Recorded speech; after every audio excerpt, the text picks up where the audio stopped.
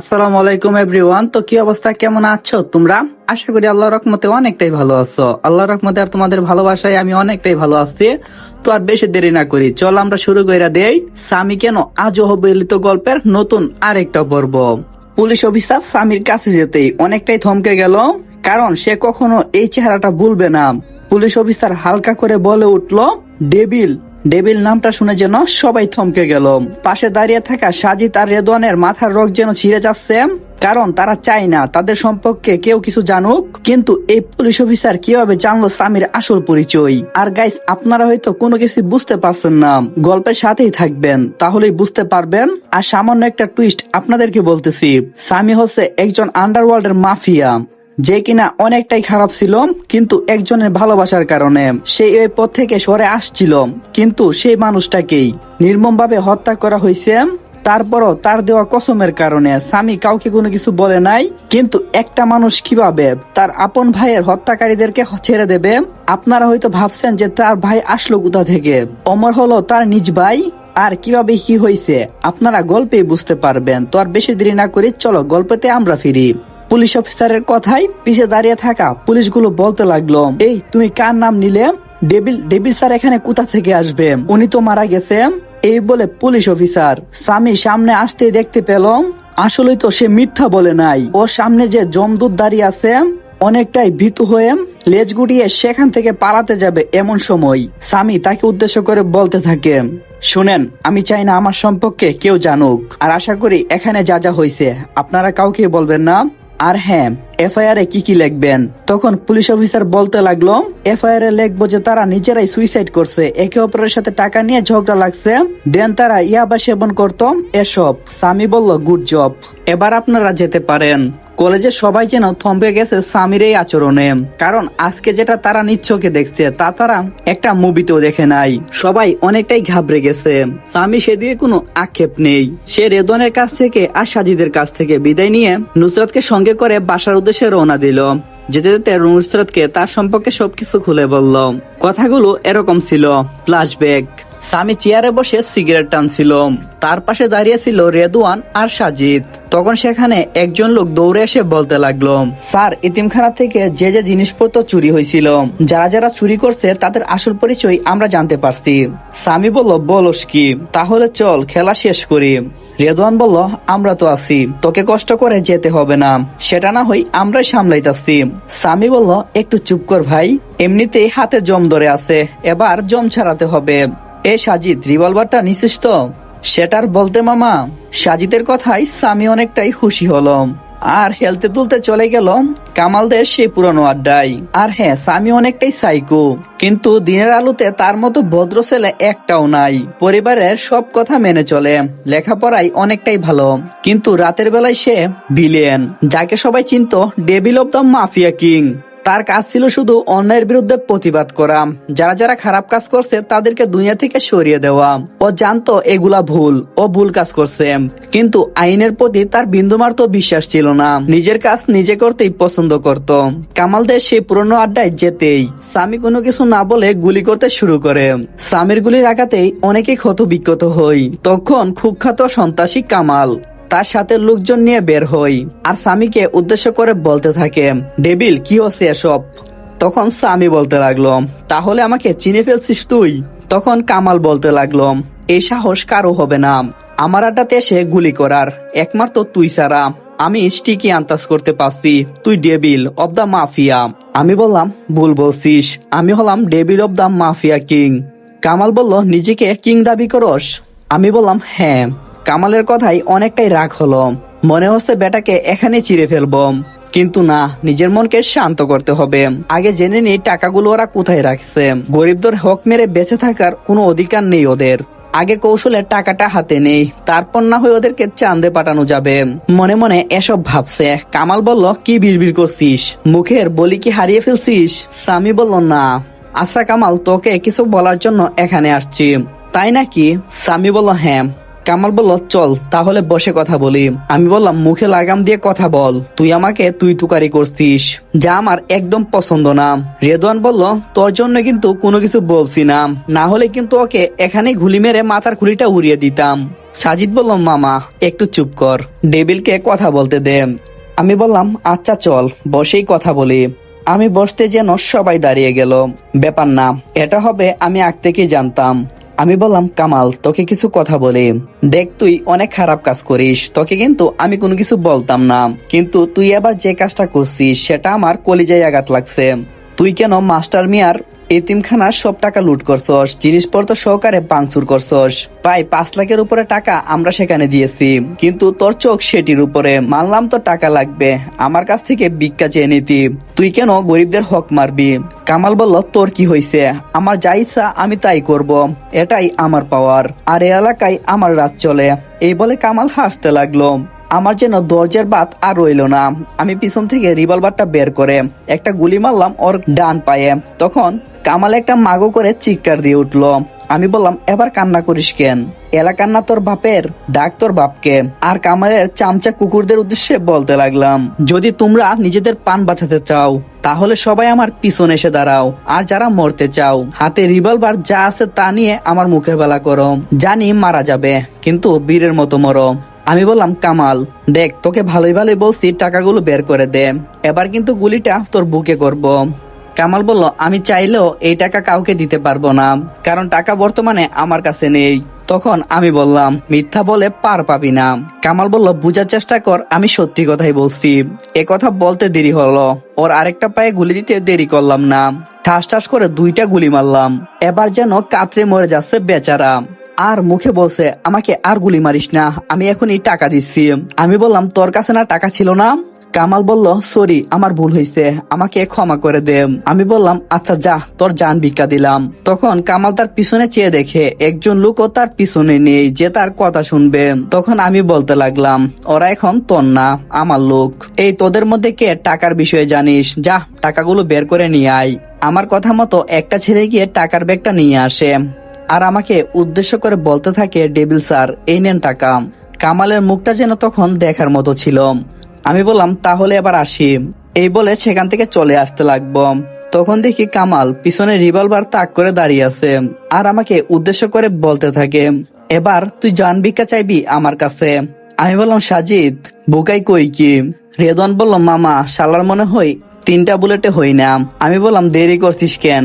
একথা বলতে রেদওয়ান ঝাড়ঝাড় করে 10 থেকে 12টা বুলেট ঢুকিয়ে দিল ওর বুকে। 2 হাতে 2টা রিভলভার খুব ভালো করে চালাতে পারে রেদওয়ান। আমি বললাম, এবার ভালো কাজ করছিস মামা। আমি সেখান থেকে চলে আসলাম। পরের দিন সকালবেলা ঘুম ভাঙলো আম্মুর ডাকে। গুম গুম চোখে আম্মুকে বলতে লাগলাম, আম্মু আমি আজকে কলেজে যাব না, আমার মাথাটা যেন ঝিনঝিন করছে। আম্মু বলল, জিনজিন করুক আর যাই করুক না কেন, তুই আজকে যাবি। আমি বললাম, আচ্ছা, কারণ মায়ের কথা না শুনলে আজকে কপালে খাবার জুটবে না। বলদ মার্কা একটা ভাব নিয়ে কলেজের উদ্দেশ্যে বের হলাম।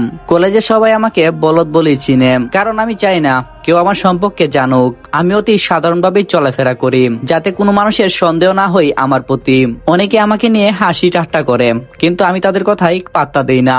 কিন্তু কলেজ লাইফে একটা মেয়েকে আমার খুব ভালো লাগতো, সেই হলো আজকের নীলাম। কিন্তু ওর অনেক অহংকার ছিল, তাই আমি ওর থেকে একটু দূরেই থাকতাম। কারণ একটা কথা, সেটা মানতেই হবে, জোর করে আর যাই হোক ভালোবাসা কখনো হয় না।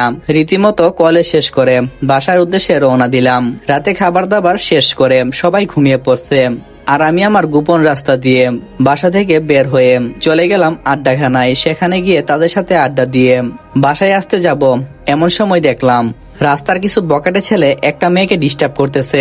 আমি কাছে যেতেই আমাকে উদ্দেশ্য করে বলতে লাগলো, এই মালের ভাগ দেওয়া যাবে না, মানে এখান থেকে কেটে পড়। আমি বললাম, আচ্ছা তাই নাকি? আমি বললাম, না আমি এখান থেকে যাব না, কি করবি করতে পারিস। তখন একটা ছেলে এগিয়ে আসতেই আমি তার 2 হাত ব্লক করে দিলাম। নাক মুখ দিয়ে রক্ত বের হচ্ছে। বাকিগুলা এই অবস্থায় দেখে সেখান থেকে পালিয়ে যাই। তখন আমি মেয়েটার কাছে গেলাম আর বলতে লাগলাম, ওরা কারা, আর আপনি এত রাতে এখানে কি করছেন? মেয়েটা কিছু বলার আগেই সেখানে অজ্ঞান হয়ে পড়ে যায়। আমি আর কোনো উপায় না পেয়ে তাকে আড্ডাখানায় নিয়ে আসি। সেখানে এসে রেদওয়ান আর সাজিদকে কল করি। ঘুম ঘুম চোখে তারা দুইজনে ফোন রিসিভ করে প্রথমে এইটাই বলল, কিরে মামা ঘুম আসছে না নাকি? আমি বললাম, তোরা দুজন ঘুম বাদ দিয়ে তাড়াতাড়ি আয়। সাজিদ আর রেদওয়ান এক লাফে উঠে দাঁড়ালো আর বলল, কোনো সমস্যা হয়েছে? আমি বললাম, না মামা কোনো সমস্যা হয়নি, তোদেরকে বলছি আসতি, আড্ডাখানার মধ্যে বসে আছি, তাড়াতাড়ি আয়। এ কথা বলে ফোন কেটে দিলাম। কয়েক মিনিট পর তারা দুইজনে চলে আসলো। এসে দেখে আমি চেয়ারের মধ্যে হেলান দিয়ে বসে বসে সিগারেট খাচ্ছি। আমাকে দেখে রেদওয়ান বলতে লাগলো, হাই বেবি হোয়াটসঅ্যাপ, এত রাতে জরুরি তলব কেন? আমি বললাম, হারামি আবার চুপ কর, মেয়ে দেখলেই বেবি ডাকতে হয় নাকি? তখন সাজিদ বলল, তোকে কোন দিক দিয়ে মেয়ে লাগে রে ভাই? আমি বললাম, লুচ্ছামি অভ্যাসটা বাদ দে শালা, ছেলেদেরকেও ছাড় দিস না। রেদওয়ান বলল, বন্ধু বলে কথা। আমি বললাম, তোর মতোই হইছে। আচ্ছা এসব বাদ দে, চল ভিতরে চল। তাদেরকে নিয়ে রুমের ভিতরে যেতেই তারা দুজন থমকে দাঁড়ালো। মামা, এটা কাকে নিয়ে আসছিস, ভাবি নাকি? আমি তাদেরকে সবকিছু খুলে বললাম। তারা বলতে লাগলো, এটা তো মহা ঝামেলায় ফেলে দিলি। দাঁড়া, আমার পরিচিত একজন ডাক্তার আছে, আমি তাকে কল করতেছি। আমি বললাম, আচ্ছা তাহলে কল কর। কিছুক্ষণ পর ডাক্তার সাহেব চলে আসলো, রোগীকে চেক আপ করলো আর বলতে লাগলো, ডেভিল স্যার, চিন্তার কোনো কারণ নেই। অনেকটাই বই পাওয়ার কারণে সে অজ্ঞান হয়ে গিয়েছিল, কিছুক্ষণ পর তার হুঁশ ফিরে আসবে। আমি ডাক্তারের হাতে 10,000 টাকা দিয়ে বলতে লাগলাম, ধন্যবাদ ডাক্তার সাহেব এত রাতে এখানে আসার জন্য। ডাক্তার টাকা নিতে চাচ্ছিল না, অনেক জোরাজুরি করে টাকাটা দিলাম আর বলল, আচ্ছা স্যার এখন আমি আসি। আমি বললাম, আচ্ছা আসেন, কিন্তু রেদওয়ান উনাকে বলে দিস যাতে আমাদের সম্পর্কে কেউ কোনো কিছু না জানতে পারে। ডাক্তার বলতে লাগলো, স্যার আমি আপনাদের গোলামি করি, আপনাদের নুন খাবো আর আপনাদের গুণ গাবো, এটাই স্বাভাবিক, কিন্তু আপনাদের পরিচয় আমি কাউকেই দেব না। আমি বললাম, আচ্ছা ঠিক আছে, এবার আপনি আসতে পারেন। সাজিদ উনাকে এগিয়ে দিয়ে আই। সাজিদ বলল, আচ্ছা। আমি আর রেদওয়ান মেয়েটার পাশে বসে আছি আর ভাবছি কি করা যায়। বেশ কিছুক্ষণ পর দেখলাম মেয়েটা নড়ে উঠলো, মনে হচ্ছে হুঁশ ফিরছে। আমাকে দেখে কিছু বলতে যাবে তার আগে আবার অজ্ঞান। আমি বললাম, এ দেখি মহা ঝামেলা। রাতটা সেখানে বসে কাটিয়ে দিলাম। সকালে উঠে দেখি মেয়েটা বিছানাতে নেই আর রেদওয়ান চেয়ারে বসে ঘুমাচ্ছে।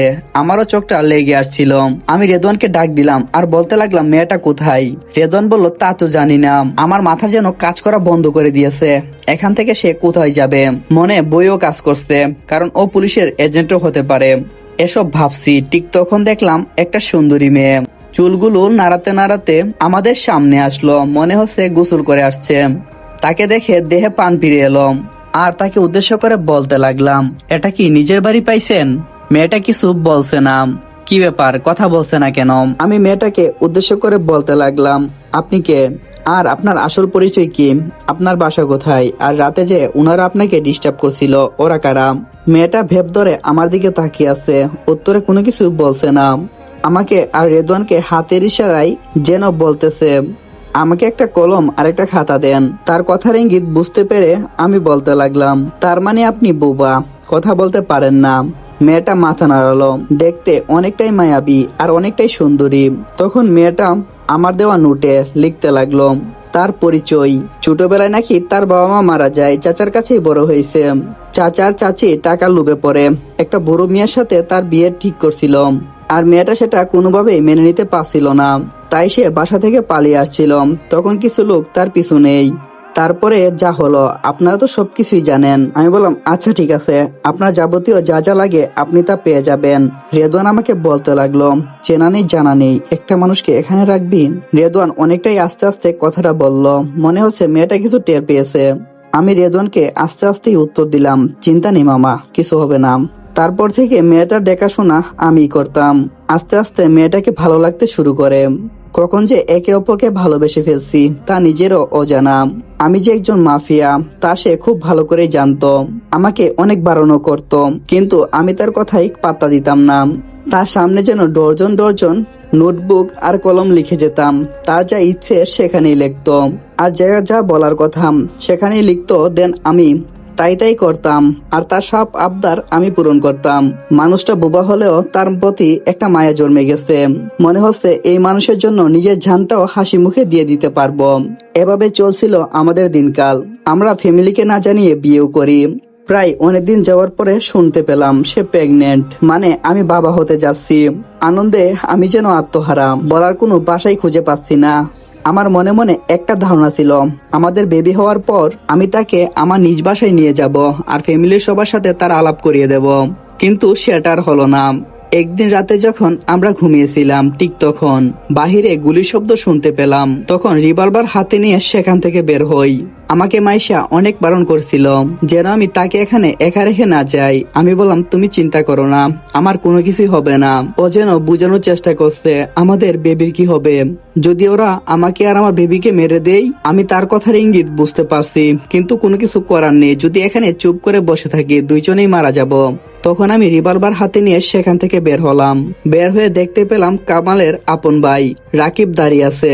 আমাকে উদ্দেশ্য করে বলতে থাকে, জানোয়ারের বাচ্চা বাসা থেকে বের হম, এবার তোর একদিন কি আমার একদিন। আমি একটা টুক করে ভয়েস মেরে দিলাম রেদওয়ান আর সাজিদকে, তারা যেন তাড়াতাড়ি চলে আসে। তারা ভয়েস পেয়ে পাগলের মতো ছুটে সেখানে আসে, কিন্তু অনেকটাই লেট করে ফেলে। তারা এসে দেখতে পারে যে আমি কামালের লাশের উপরে দাঁড়িয়ে আছি আর অজরে কান্না করছি। তারা আমার কান্নার কারণ কোনো কিছু বুঝে উঠতে পারছে না। তখন তারা দুইজন বলতে লাগলো, মামা তুই ঠিক আছিস? আমি যেন স্তব্ধ হয়ে গেলাম, মুখ দিয়ে একটা বাক্য বের হচ্ছে না। হাতের ইশারায় রুমের দিকে দেখালাম। তারা দুইজন সেখানে গেল আর গিয়ে দেখলো মাইশার নিতর দেহটা মেঝেতে পড়ে আছে। মনে হচ্ছে 10 থেকে 12টা বুলেট ওর বুকে আর পেটে মারছে। বাচ্চা সহ মা দুইজনের সেখানেই মারা গেছে।